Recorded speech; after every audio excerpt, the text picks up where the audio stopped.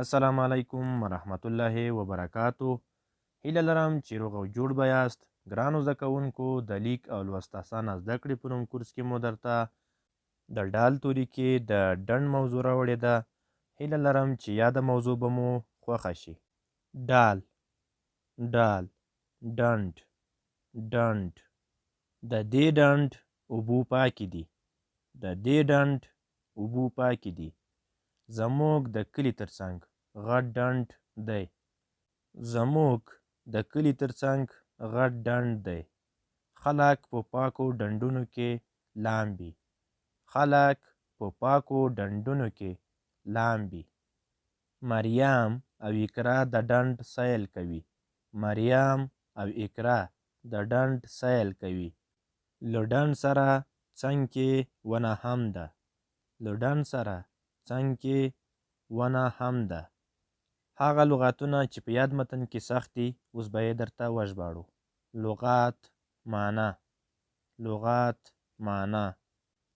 غټ، ستر، لوی. غټ، ستر، لوی. سیل، ننداره. سیل، ننداره. کورنۍ دنده. د ډال توري لرونکي کلمې بیلې بیلې ولیکئ.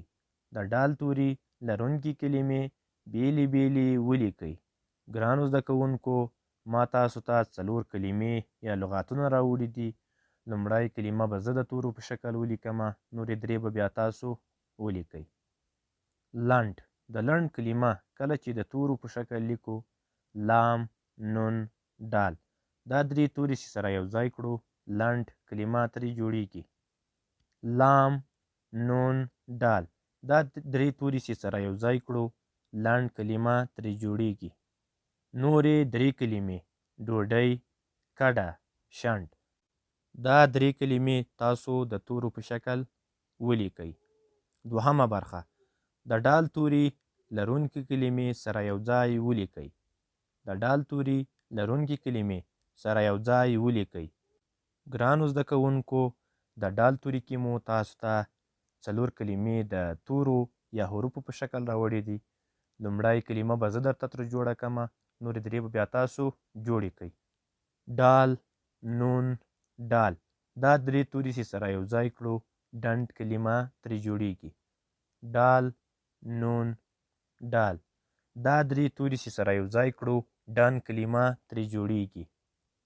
نورې 3 کلمې ډاکټر، ډیر، پنډ. دغه د تورو په شکل لیکل سوي دي.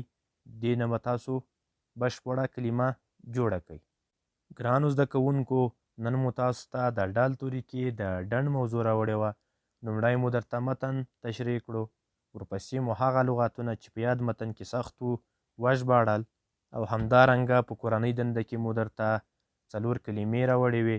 لومړی کلمه ما درته د تورو په شکل ولیکله، نورې 3 کلمې مو تاسو ته کورنۍ دنده درکړه. په دومه برخه کې مو 4 کلمې د تورو په شکل راوړې وې. لومړی کلمه ما درته ترې جوړه کړله، نورې 3 کلمې مو تاسو ته کورنۍ دنده درکړه. هیله لرم چې یاده موضوع به مو خوښه شوې وي. ګرانو زده کوونکو، د ډنډ موضوع ځان سره 10 ځله تکرار کړئ ترڅو په اسانۍ سره وکولی شئ لیک او لوست زده کړئ.